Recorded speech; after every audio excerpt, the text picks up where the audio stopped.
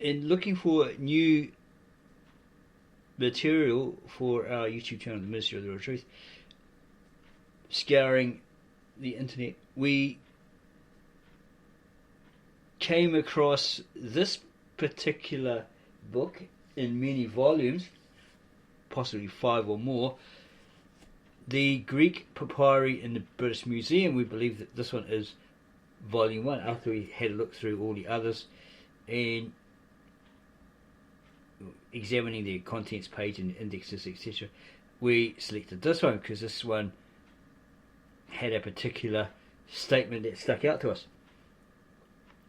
First, we will have a look at the description underneath this particular book. Found in the public domain, public access, no copyright infringement was intentional, and we bring it to all for educational purposes alone. It reads, facsimiles in portfolio issued with volumes 1 to 3. Note in volume 6 states that publication forms no part of the series Greek papyri in the British Museum. Page 7. After full consideration, it was later decided to regard that title as constituting volume 6 of the series. Volume 7, page 3. Includes bibliographies. Catalogue of Texts, Volume 1, Papyri acquired to end of 1890, edited by F. G. Kenyon, 1893. Volume 2, Papyri acquired 1890 to 95, edited by F. G. Kenyon, 1898. Volume 3, Papyri acquired 1895 to 1903, again edited by F. G. Kenyon and H. I. Bell, and so forth. And Volume 7, Jews and Christians in Egypt, the Jewish Troubles in Alexandria, and the Athanasian Controversy, edited by H. I. Bell, with 3 Coptic texts, edited by W. E. Crum, 1924. Volume 7, the Xenon Archive, edited by T. C. Keat, 1974. So, this one paragraph stuck out to us. I'm going to make it bigger so you can see it, where it states at the bottom here, the date of the origin of Gnosticism cannot be precisely fixed. Some of its doctrines were evidently in the air at the time when the later epistles of St. Paul and those of St. John were written, and Simon Magus was always held to be one of its chief originators, but it was not crystallized into systematic form till the beginning of the 2nd century, when the 2 chief schools of it were established by Menadre, a pupil of Simon Magus, in Syria, and Basilides in Alexandria.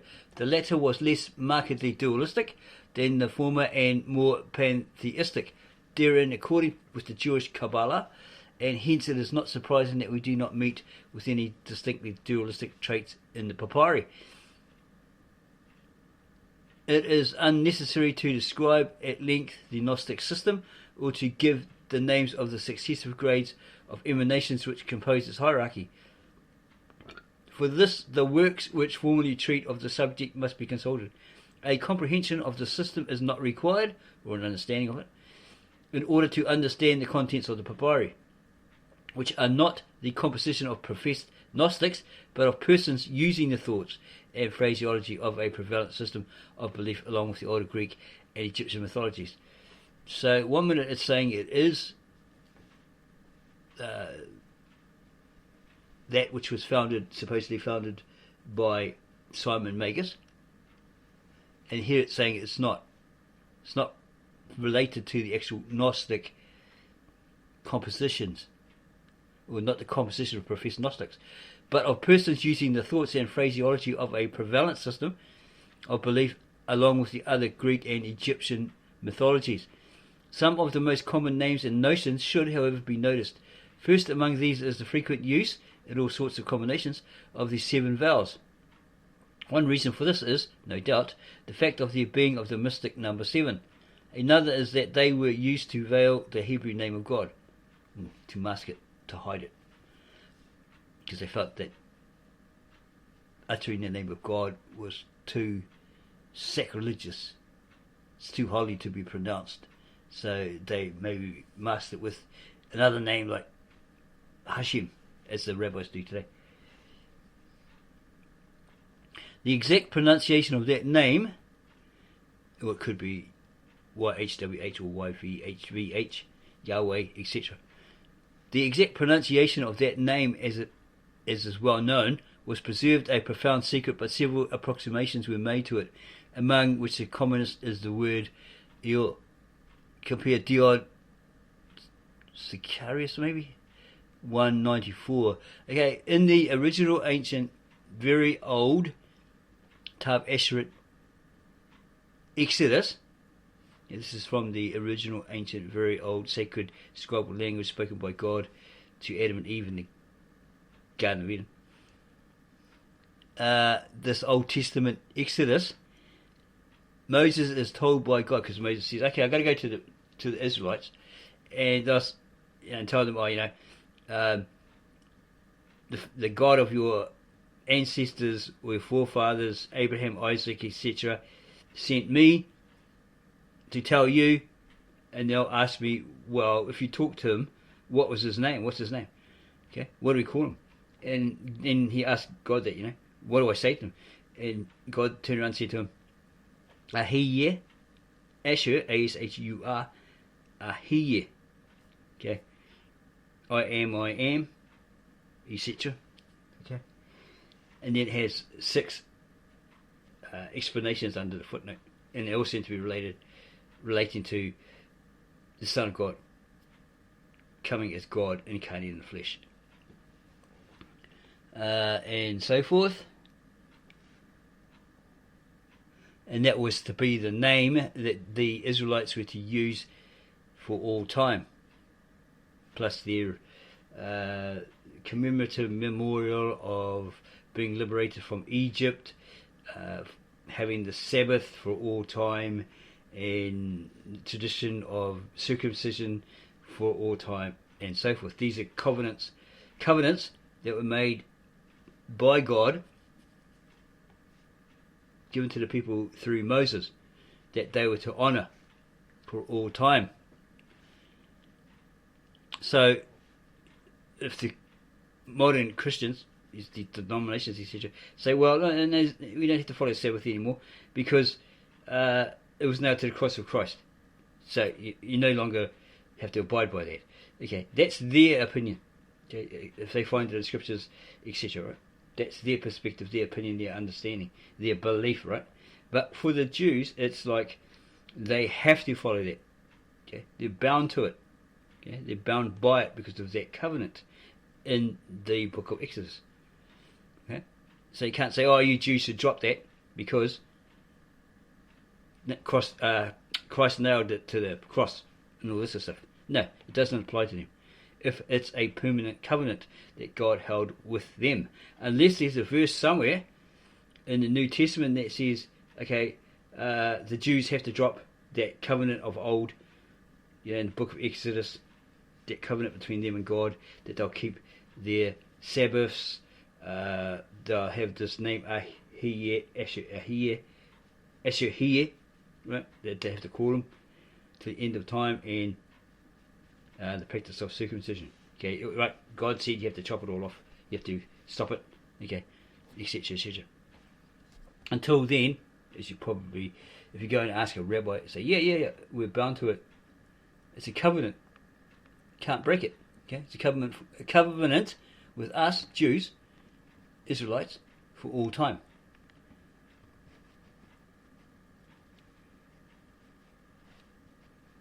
Go back here. It is unnecessary to describe at length the Gnostic system or to give the names of the successive grades of emanations which compose its hierarchy. Like a line of who's at the top, who did it originate from, and who are in line, who are these Gnostic priests and all this sort of stuff. Or to give the names of the successive grades of emanations which compose its hierarchy. For this, the works which formally treat of the subject must be consulted. A comprehension and understanding of the system is not required in order to understand the contents of the papyri, which are not the composition of professed Gnostics, but of persons using the thoughts and phraseology of a prevalent system of belief, along with older Greek and Egyptian mythologies. Some of the most common names in Gnosis should, however, be noticed. First among these is the frequent use in all sorts of combinations of the 7 vowels.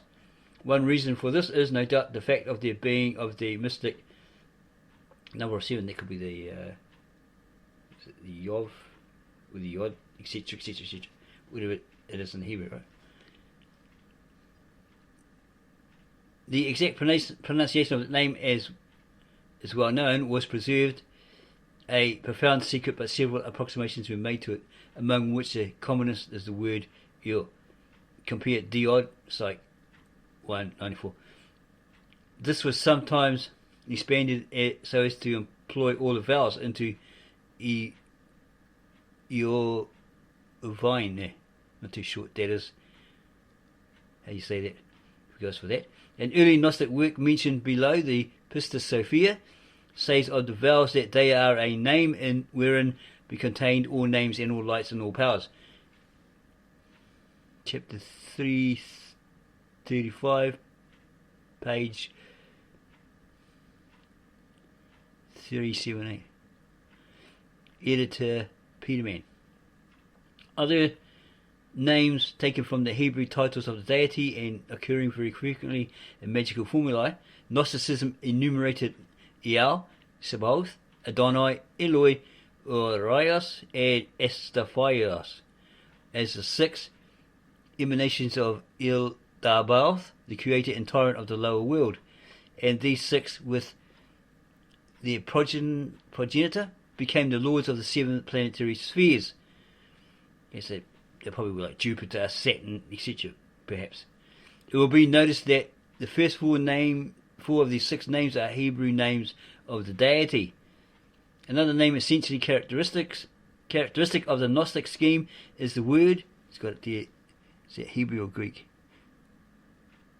Ebos, I'm not too sure how to say that. Or as it is said to be the proper form, Abraxas. Its origin and meaning are doubtful. It is diversely explained as a Coptic word, meaning holy name, or as a corruption of the Hebrew ha-bracha, which means blessing. A confirmation of the latter suggestion may be found in the fact that it is from the Hebrew phrase ha-bracha dabara, pronounced the blessing, or the name of the blessed, that the celebrated magic word abracadabra is probably derived. Okay, the Apse says something on that. It's possibly to do with Abraham. We have that book around here somewhere. We don't know what we did with it.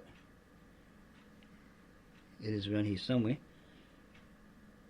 where the writer mentions that. He typed a number of I'll read it from the actual introduction there. Okay. Dr. John Ballou, New Borough's Cosmon Bible, copyright 1882, which he produced by automatic typing during a half hour every dawn over a span of 52 weeks. It is purported to mean sky, earth, and spirit. That's or Apse, or Afspe. And lists Christ, Gabriel, founder of Mohammedanism, Brahma, and Buddha, as the 4 false gods. Dr. John Ballou Newborough was a fallen 33-degree Mason, as reported by Madame Helen Blavatsky, supposedly Hitler's personal psychic, a Russian Jewess. He writes, at the time of the Christ, there was another claiming to be the Christ, but was a false Christ. Okay, so we're going to have a look on the inside here, where it says abracadabra, and his claim of where it actually originated from. Abracadabra. Abracadabra was a monotonous prayer set in the form of a triangle of short and disconnected sentences, so arranged that it was without beginning or ending, the which a person might repeat over and over to induce sleep or trance. Persons who practice casting themselves in trance by this method were called abracadabras. The following is a sample prayer. O mighty one, devoured am I with sin. Immerse me in thee, O my Father is in heaven. Hide me, that I be no more forever. Death I covet, O all one, sweet world in pain, death in life. Mighty Creator, blessed heavenly Amen, extinguish mine iniquities. Make me as nothing, I fain would be a saint. Talk to me, thou higher ruler, who made me before I knew it. O mighty, all perceiving, holy, holy above all else. What am I that I should call upon thee? Thou knowest I am not hidden, my flesh is dead even while I live. Remove all dead even while I live. No. Remove all that is foul in me. Come thou near me, if only for once, O mighty one. I could be destroyed by a stroke of thy hand, etc., etc. When the prayer of abracadabra was given to a man, it was from mouth to ear and never written. The receiver was told that on learning it, he should forever keep it a secret and only reveal it to one person just before his death. He was told also that it had power to induce the trance state in himself, and this he usually believed, hence it was universally effective. Persons who thus attained to the self-trance state became oblivious to pain and to all knowledge of things around about them for a certain period of time, which was generally marked out by themselves beforehand. In this trance, the person often worked what was then called miracles. When he applied himself to heal the sick, he made the sick one keep repeating the word abracadabra. This, of course, also had its faith effect on the sick one, in which case a healing was sure to take place. This word is pronounced abraka, A-B-R-A-K-A, as if written aub, rau, R-A-U, kau, K-A-U, and daub, rau, with the accents on kau and on the final rau, or in the English language as if written ob-re-cor de ob-ro. Ob-re-cor de obro. The meaning of the word in the ancient tongue is ab. Something is the earth and sky. Things move, I am, and I move it. My hand moveth. Life in me maketh my hand move. Therefore life is primus. Motion cometh afterward. Life in me causing motion showeth that life moveth all the universe. It is the I am, self-existent, everywhere. We now have corporal motion and life, 3 in 1. This is the formulation of the problem and is called ab. Ra, things move two ways, to life and from life. One is creating and coming together, and the other is going away from, and destruction or death. This is Ra, the second part of the problem. I cannot exist separate from thinking, nor can my life move, even my hand, without thinking. Therefore, thinking is before life itself. I could not think if I had not inherited it from the I am. Therefore, he is the knowledge pervading all life and all corporeal things. This thinking is ka. Da'ab is the fourth proposition in the problem, signifying a creation coming out of the first and second. For as ab standeth for general creation, life and coming together, motion, etc., etc., so da'ab signifies that creates out of the evil creation or lesser creation, as man sinneth against creation if he killeth, or he kills somebody or something. Thus he becometh a creator himself, but of death. This is Da'ab. Ra, the fifth part of the problem, which is evil in crossing conditions of earth. I may plan war, but of my own self kill not, but my soldiers do the killing. My thoughts, my life, and my powers are directed to evil creation. I am the Da'ab Ra, or evil creator. Ra alone is sin, evil, destruction, death, but he that standeth behind as the inventive mind is the creator of sin, the Da'ab Ra. At least such was the doctrine of the ancients. They held that the word was the digestible things into 5 simple problems. Moreover, they taught that to repeat the word over and over put man in conjunction with the I am in all holiness. Okay, don't forget this is by this typist writer John Bellew Newborough, who produced by automatic typing this book, the Apspe. Yeah, so keep that in mind.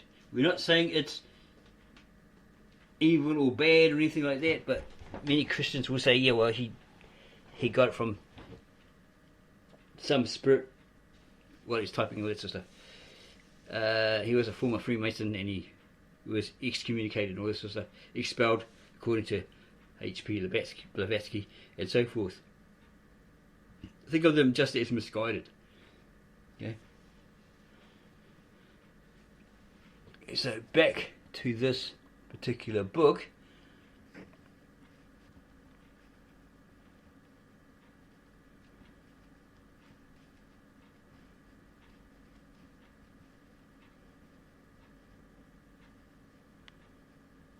Okay, but whatever Abracadabra's origin is, its use is as the name of the Supreme Being.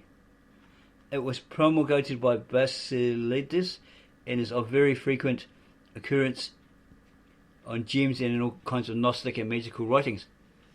Other names and phrases characteristic of Gnosticism will be noted as they occur.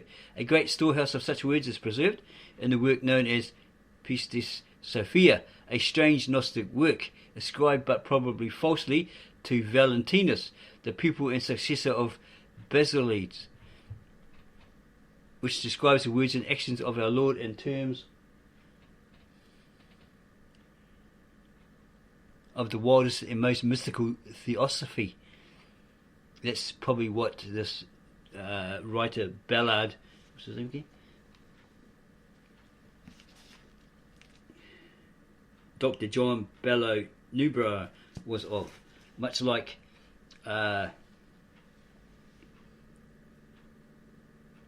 is it G. Krishnamurti? The old man that sat on the chairs and spoke his philosophy? He was of that, but he left apparently. He quit. They were trying to make him as the new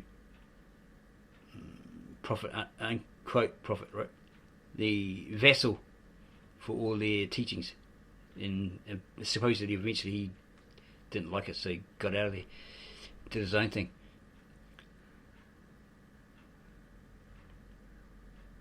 It was promulgated by Basilides and is of very frequent occurrence on gems and in all kinds of Gnostic and magical writings. Other names and phrases characteristic of Gnosticism will be noted as they occur. A great storehouse of such words is preserved in a work known as Pistis Sophia, a strange Gnostic work ascribed but probably falsely to Valentinus, the pupil and successor of Basilides, which describes the words and actions of our Lord in terms of the wildest and most mystical theosophy. The other elements which enter into those magical documents call for no special note. For the most part they are intelligible enough, though some passages require to be elucidated by those who are experts in the writings and thoughts of the period or in the Coptic language. Many of the words of apparent gibberish are no doubt based on Coptic forms, just as others, but not so many, are probably Greek. But the examples of the latter show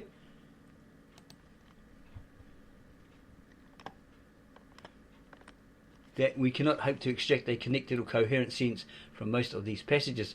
Formulae of this description handed down orally for some considerable period and recited without much attention to their meaning soon become distorted and corrupt, as appears in the case of the hexameter hymns of the kind known as Orphic, which occur in several of these papyri. Most of the principal European libraries have specimens of this class of literature. The largest is a papyrus in the Bibliothèque Nationale of Paris, which has been printed by Dr. K. Wesley, along with a shorter one in the Louvre and two from the British Museum. In the Den Schriften der Kaiserlichen Akademie for 1888, two in the Berlin Museum were published by Pathé in the Memoirs de l'Académie de Berlin in 1865, and two of considerable length are among the Leiden papyri edited by Dr. C. Leemans in 1885. Of those in the British Museum, some have already appeared in various foreign publications, while others are now published for the first time. The earlier editions are mentioned in the separate introductory notes to each document. So that's supposedly a